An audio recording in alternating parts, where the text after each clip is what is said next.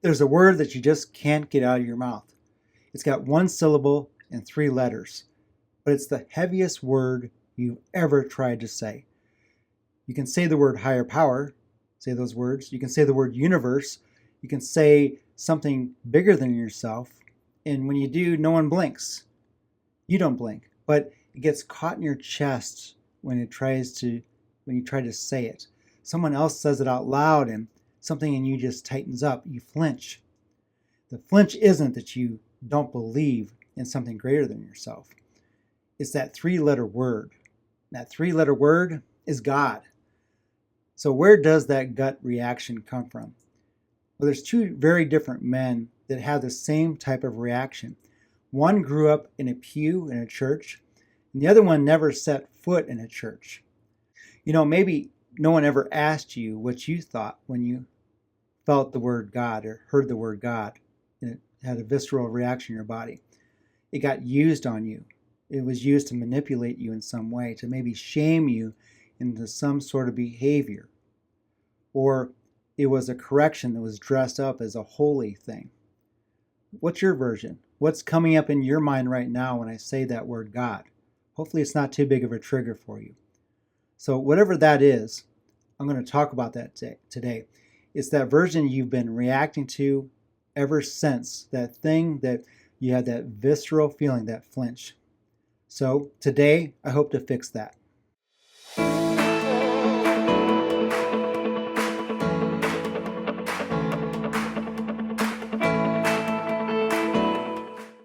This is New Mindset Pathways, the Inner Work podcast, and I'm Eric Miller, the founder of New Mindset Pathways. Glad to have you here along with me today. So today's pod is Reclaiming God on Your Terms. So this one is for the guy who's left the church, who was sick of the Christianese, and for the man who never had a church to leave in the first place. He hears the religious language, or his whole body starts going, ugh, and he wants to get away from the conversation. So two completely different types of men, but has the same flinch when you say that word. So here's today's roadmap. I'm going to describe where that flinch came from and how those two roads intersect, those two different types of people. There's a workaround that you've been doing all these years, but what happens when it goes thin? I'll address your pushbacks that you're more than likely will have when I talk about this stuff. I'll offer you one practice in one sentence on a piece of paper. That's my ask of you today. And if you do this, I think you're going to have some great results. So let me take you on a quick hike and illustrate what I'm talking about. It's with 8 guys.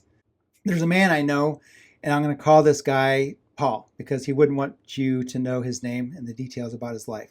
So Paul is 53. He's 19 years sober. He's known for an event he puts on called the Trail of Fire. He puts a word out to the rooms whenever he's going to do the event to invite whoever wants to come to go. And 6 guys or 10 guys, whatever, show up to the event. They have a perfect spot they go to. They'll meet at the trailhead and hike in. They'll build a fire once they get there. Someone usually always has something to roast on the fire. And they shoot the breeze. Then they have a fireside meeting. Hopefully you've experienced that in the past because they're pretty phenomenal. So Paul would never ever want this to be called a spiritual group, although I've seen some pretty spiritual experiences happen in the group around a campfire. He'd be irritated as heck if he heard that. So something happens out there that just doesn't happen in the rooms, in the basements of churches, that happens out at the fire. I kind of call this Paul's ministry, although he'd probably punch me if he heard me say that. Cole is a guy I want to bring up. Cole is 24 years old. He's 14 months into his sobriety. He heard about the Trail and Fire event at his home group, and he decided he wanted to check it out. So a little bit of background about Cole. He lives in his mom's basement. He hates it there. He's on rebuilding his life, so he's working the swing shift at a warehouse that he doesn't like either, and no one really knows his name there. He doesn't want to make any relationships. Cole would fall into the none category. When you're filling out an application and it asks you your religious affiliation, Cole checks the none category for no affiliation. He's never been to church. He doesn't know what a youth group even is. There's no God talk in his house of his origin when he was growing up. Usually it was used in some sort of cussing way that God was brought up. So earlier that week, 2 in the morning, Cole had the monkey mind going off and he couldn't get the mind quieted. So he gets his phone, types a question in his phone. He's thinking about something that's been bothering him. He deletes it. He types in it again. He deletes it once more. Then I ask him, why didn't you send it? And he said, well, who would I send it to? And that's probably a pretty fair answer. So he felt like if he sent it to his friends, that they would roast him. Even they're not ill-willed by any means. They're just 20-year-olds. His grandmother would have gotten the wrong idea, felt hopeful he was going to go to church with her. And that was the worst thing he would have had happen, he felt. So he felt he couldn't talk to his sponsor either. His sponsor had been doing some really great work with him, but he just didn't feel right with him. So the group chat, he couldn't do that either, that he was involved in, because that group of guys are great guys, but it just wouldn't sit well in that chat. So that had been sitting with him for months. And finally at 2 a.m., it got to him. Cole heard about the event and he ends up going. So he respects Paul a lot, and he felt like it would be fun to be around Paul and hear what he had to say around the campfire. So men don't know how to really express these types of hard things face to face, I found. It can be looking down at the floor, or, maybe not really felt comfortable doing so. But he felt a little bit comfortable with Paul. But he didn't feel so comfortable at the campfire when there's a whole bunch of guys around. So on the way back to the car, he has this conversation with Paul. So Cole asked Paul the question, do you actually believe in this God stuff? Or do you just say it because that's what you say in those rooms? Paul answers the way he's been answering for many years. He says, I don't have to understand it. I just know I'm not it. So there's nothing wrong with that answer. It's a good line. It's a true line. The problem isn't that it's false. The problem is that it's just a quote. He's just responding the way he's always done. So Cole's response to Paul after he said that was, okay, cool. So there was a month that was working up to it that he finally asked the question. So Cole told me that he didn't feel disappointed with Paul's answer. He just didn't know that there was a better answer out there. So Paul isn't fine when he's thinking about that answer he just given Cole. On the way back to the car, he's thinking about it. He's looking at the ground, thinking about it. He finally heard himself say this thing that he'd been saying so many times over the years. He heard back that same thing said for the first time, and this guy who he really loved was dead now. This guy he heard say this back in 2006. He's been saying that ever since without even thinking about it. So he's 19 years sober and 19 years of praying or meditating to what? He couldn't tell you under oath who he was praying or meditating to. His trouble was never that he didn't believe that it was something greater than himself. His trouble was that that sentence in his mouth wasn't really his when he said that to Cole. Okay, so hold on to Paul right here. Let's name this thing first. We're talking about this flinch. The flinch is physical, and that's the part that messes with men the most, I found. That flinch is a result of not really someone's opinion. It's just something that they've heard, that they're given to you, right? So your body is moving before you even decide on anything. It's responding. It's anchored in that response you've heard a million times before. Your jaw sets. There's other body signals that could come about as a result of hearing that word. So when it's expressed by someone, you hear the word God, your eyes go to the floor. You may even be half laughing and saying to yourself, I'm not cool with that, but I'm not going to fight you when you say it. You're just thinking that. You didn't design those moves on purpose. Here's the strange part of all of this, I find, that when you have an issue, you'll pray. When there's a big problem happening, you're in the hospital parking lot, your hands are shaking. 4 a.m. when your kid is sick, you'll do the thing, you just can't say the word God. You flinch at things that have weight and have history. I'm not asking you to unfeel this. I'm not invalidating your experience. Those things have happened and they count. I know they count. These are two different things though, and you've been treating them as one. Thing one is the word God, G-O-D, plus everything that's stuck to it. That building, the guy up front, your grandmother's voice, Or it's the lack of container, the lack of tradition, nothing to associate with God with positively. Thing two is whatever the word is pointing to. And it's something you must answer, my friend. It's not something I can define for you. I've got some ideas for you to help you. It's not my job to define that. Someone else has done that your entire life. So the evidence says that something got you out of the driver's seat. So that's what I'm going to help you with today to help identify. Something lifted that obsession from you that you couldn't lift by yourself. You don't have to name it right now, and it doesn't really matter anyway. So those two are welded together. And when you threw one out, you threw the other out as well. You threw out the baby with the bathwater. Okay, so how did those two things get welded in the first place? So there's two paths that you started on. Which one is that you're on depends on where you were born and who was in charge of you when you're growing up. The first road was somebody handed you the word before you were old enough to even say it. The building, the pew, the hymnal. A man up front who was sure of himself that he had the right message, had the right thing. It was fine for a while. Then that thing happened, that scandal that broke out. Or you were 12 years old and in a dangerous home, and everyone saw it at church, but no one ever said anything. And you felt, you know what? Jesus doesn't care either. Or nothing dramatic happened. It was just boring and it was fake. You thought, I'm out of here. I've got better things to do for an hour and I'm not messing with this God thing. So that's the welding. The people, what they did or what they didn't do. So from then on, when somebody says it to you, you don't hear the word. You just hear the room. Now let's take the other road because there's a whole generation listening that have no room to hear. All right, so road number two, never had a positive experience with God. And that's Cole. That's his thing. He had no building to go to. So that was where did that flinch come from? Well, it was embarrassment for him. The sense that people who talk that way are, a little bit slow or they're weak or people can't handle their problems. So every clip that he would see on his feed, he saw the cruel things were being said in the name of God. Or the politician with his hand on his chest right before he did that filthy thing. You never got hurt in a pew. If you were Cole in a situation, you got trained by your feed and you saw what's happening in the news or on YouTube. Nobody made the word God beautiful for you, but plenty made it look ridiculous, that's for sure.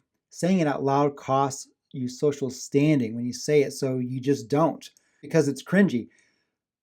You're in your own kind of hell at 24 years old at that point. So Paul had it and it turned on him. And Cole never had it and he thought it looked stupid. So one flinches at what already happened, the other at what happens if he opens his mouth. Opposite roads, but the same flinch. Neither one of these two guys ever got to answer the question himself. So that word, it arrived preloaded, somebody else's meaning attached to it, their tone and on their face.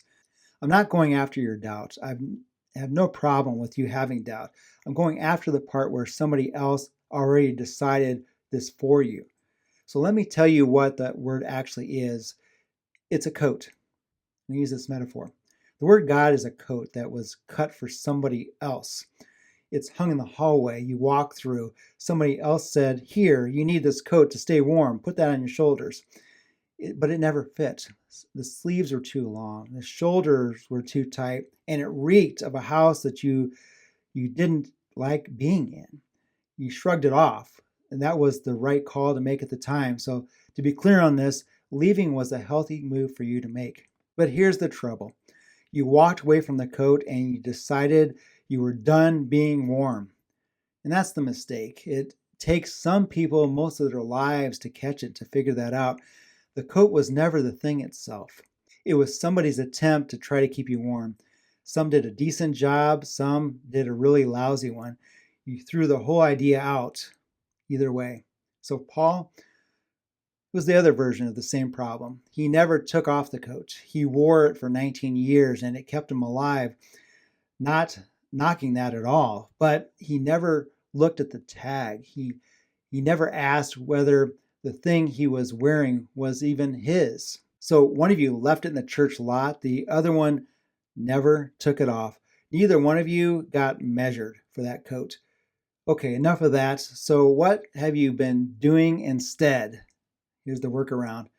I know that you're not doing nothing. Men in recovery are very resourceful, right? You found a workaround this whole way. So, the workaround, it isn't stupid, it was smart. It was the right move at the time. So, what does it sound like? The group is my higher power. GOD, good orderly direction. I don't need to define it, I just need to stay sober. It's another thing. Every one of those got you through the door you had to get through. 3 days off the stuff, and you're shaking when you got there. And somebody said to you, don't worry about that stuff.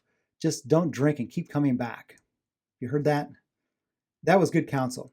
And it saved your life at the time. So you took that and you made a placeholder and you kept moving instead of defining it.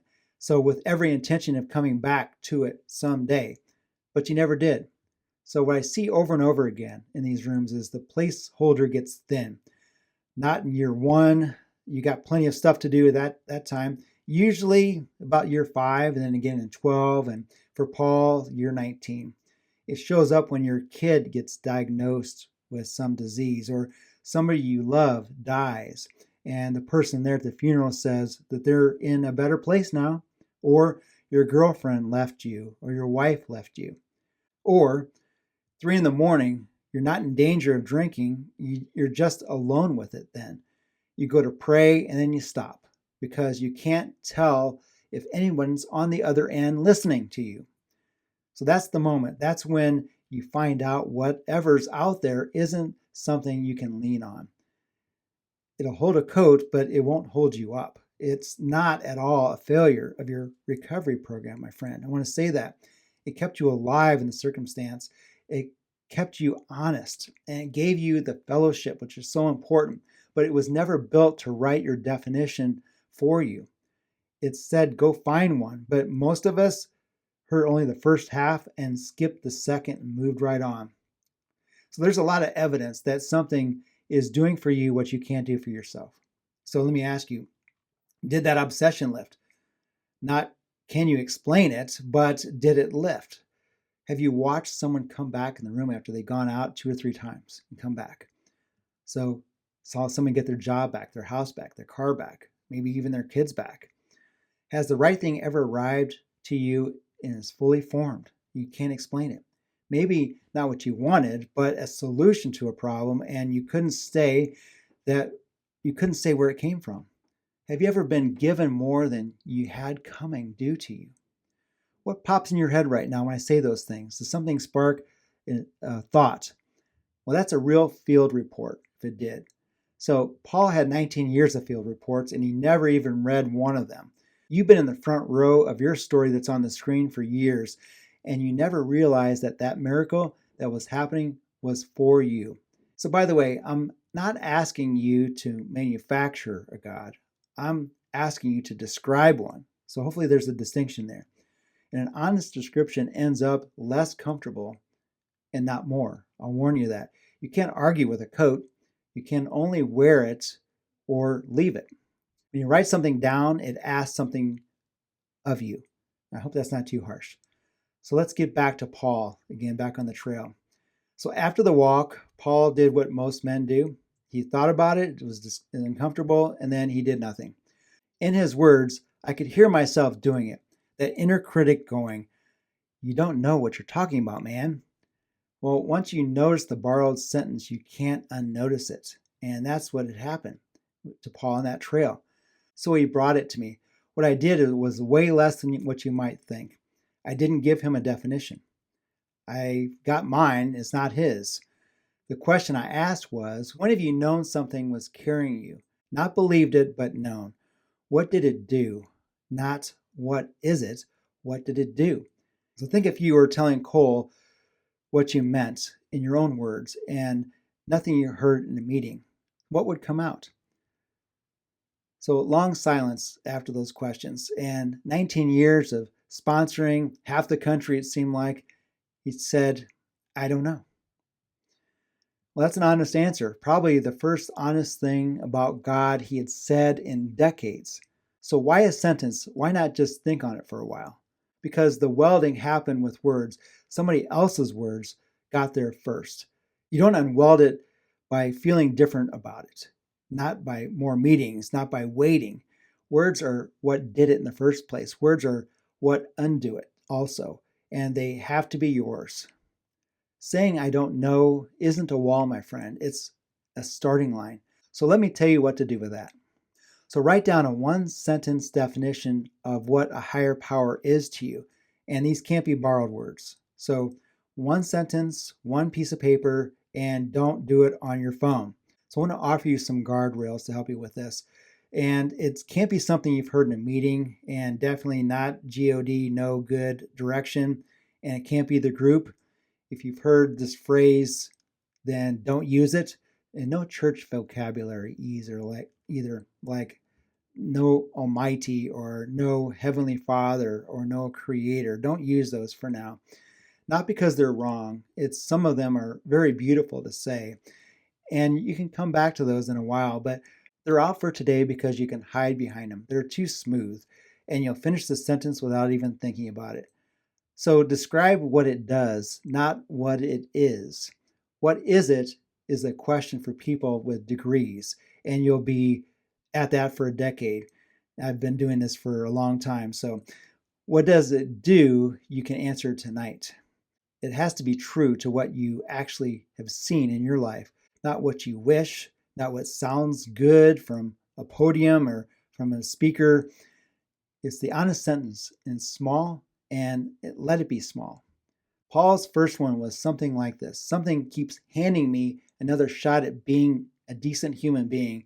I've never earned it. So 12 words, no architecture, no theology. He got misty when he said it because it really dug deep in him. It came to him and surprised both of us, quite frankly. That was the first thing he said about it in 19 years in his own handwriting. So you want to date it. It's not your final answer. It's your first honest one. You write another one in a year and it'll probably be much, much different. That's what living does to us because we go through these experiences and our God of our understanding keeps changing to a new understanding as we go. So say it out loud to one person, but make sure that person's a safe person you can say it to. Someone who has no stake in what your answer is. So it shouldn't probably be your spouse or your mother. There's too much writing on it for those types of people. So probably not your sponsor either. That's not really their lane. Some of them are not really trained in that sort of thing. So they're in a good lane. You need them to be in that lane, but not this lane. So somebody can hear something unfinished without trying to finish it for you. So then what? So don't file it. Keep it where you can see it after you've written that sentence. Keep it with you. Put it in your wallet, on your car visor. Put it in your big book when you carry it with you. Use it when you pray, and that's what it's for. Start there instead of starting cold. When it goes thin, and it will, that's not a failure. That's a signal to write the next sentence because you used that for the time period it needed to be used in. You're not hunting for the final answer here. You're staying in the conversation with God as you advance, as you move forward in your spirituality. So 4 minutes, one sentence, one piece of paper, and that's the whole assignment. I hope you'll do it. Now, I have to say, like with most things we're doing, this isn't free. This isn't a price exactly. It's more like what happens when something stops being an idea and starts being real. Once you write down something you mean, it can begin asking things of you. The placeholder never did that, so this is different. You can't be in a relationship with a placeholder, though. So it's something you described because you watched it work. That's a real weight in your life. It can say that's not who you are anymore. Okay, so then there's another issue that comes up, and it's how other people will take that sentence that you write. Religious families, your sentence might not be something they can relate to. It might sound strange to them. It's not theirs. Or somebody might tell you that it isn't enough, what you're saying. So be careful who you express this to. In Cole's world, that same sentence makes you sound to your old friends like a man who's gone weak. So he had to really avoid talking to those friends about this particular thing. So somebody gets uncomfortable either way. So I have to say, that's the toll, and everyone has to pay the toll. So every man I've sat with who's paid the toll has said some version of the same thing. So what does it get you? All right, so the first thing you get is you lose your excuse. The excuse was, I can't have a relationship with something that doesn't have a name. And that's the best reason there is, right? So it's not laziness, it's an honest obstacle. And you can hold on to that for years. Right now, praying is like filling out a form for an agency that you're not sure even exists. Right words, respectful tone, but it doesn't feel real. When you know what you mean, that falls away and you just talk. You just talk to, you feel like you're just yourself. It could be a 4-letter word that you say in the parking lot, and not what you think. It's help. And it can also be the quiet. You're just sitting with it. You stop outsourcing. You don't need a man behind a podium anymore, a sponsor to tell you this, or the big book. You've got your own eyes on it now. And when Paul got his, he became useful to someone like Cole, and you can too. A young man can tell a recited answer, like what Paul gave to Cole, from a real one from 40 feet away. That's that spidey senses that they have. They grew up inside a machine built out of people saying words that they really didn't mean. You don't need a better language, my friend. You need a sentence that you would be willing to be embarrassed by. So let me finish this out at the fire, okay? So a couple months down the road at another outing, except this time Cole was the one asking the question. So they hiked in, they ate, people started leaving, and it was in that last hour that things started getting real. So Cole said, looking at the fire, to Paul, that thing that you said before, is that actually what you think? So Paul set his stick down. 2 other men were sitting close by and they could hear his words.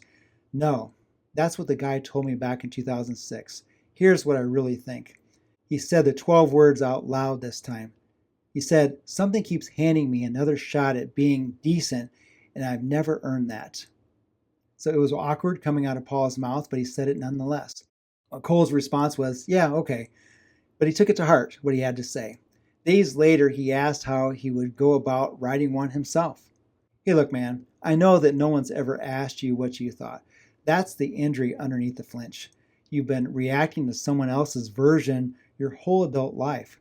You're allowed to write your own now. A borrowed one keeps you upright a while, but it won't get you through the next big catastrophe. So if yours is small when it comes out the first time, that's cool, that's great. So you know what? You want to do this again. And you want to share this also once you do it again with someone you can trust. So I'm a spiritual director and coach. So the word director throws a lot of people off because I'm not really directing anything. That's the spirit that's directing the conversation. I'm just sitting there and listening, asking good questions. So I sit with men and we go through this and find out what the sentence is that works for them and kind of tweak it a little bit at times too. So I'm trained, I've been doing this for a while. I've got certifications in this, and it's important that if you're not talking to someone you can trust, when you find a director, you ask them the questions. So where were you educated? What type of training do you have? Is it in spiritual formation? So let me wrap up with some final thoughts, okay? So the flinch isn't that you don't believe in something that's greater than you. It's that 3-letter word, God. The problem isn't that it's false. The problem is that it's from someone else's viewpoint and what they're saying. Write your own one-sentence definition of a higher power and without borrowed words. Don't take it from a meeting. Write your own words. Till next time, my friend.